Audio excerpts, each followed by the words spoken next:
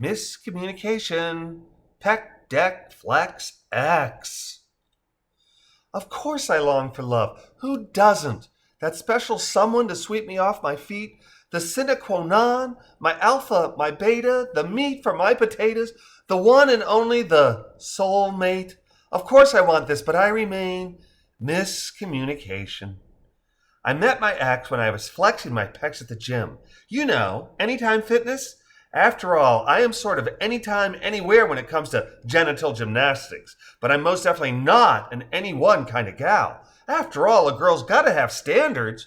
I spied Jonathan Roberts, aka Johnny Walker, as I was doing my seated flies at the pectoral machine.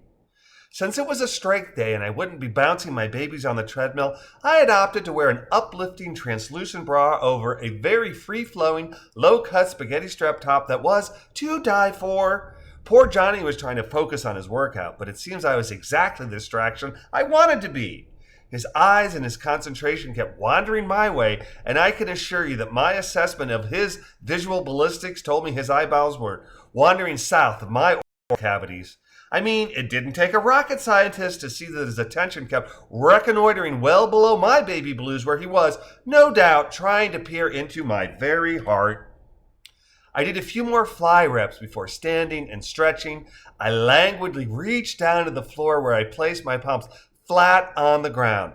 This, of course, served multiple functions. Stretching is an important part of self-care. It gave Johnny a mind-boggling and gym short stretching view of two of my best assets, and when I turned to the side and then away from Johnny, he could clearly see that my caboose is every bit as enticing as my locomotive.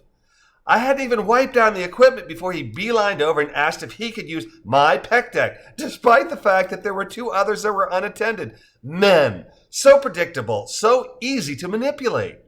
Johnny was a dear, and his bedside manner was to die for, but his menial job at From Scratch Restaurant made him ineligible for anything but boy toy status. And when he moved from Raleigh to Asheville, I gave him a one-on-one going-away party and wished him well.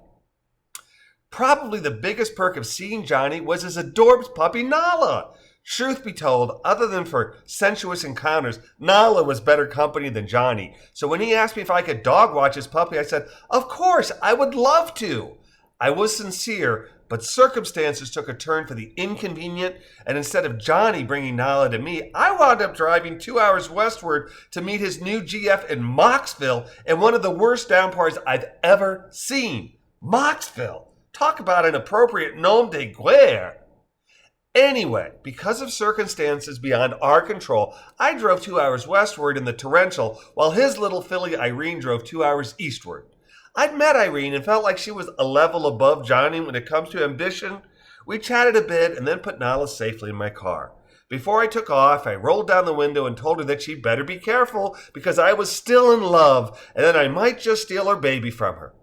Johnny called within minutes, but with the rain caused me to hydroplane a bit as I scurried home at maximum MPH. I let it go to voicemail. Later, when I listened to Johnny, I laughed. Seems Irene had taken my quip about being in love with Nala and wanting to steal her as meaning Johnny. Exactly as I'd intended.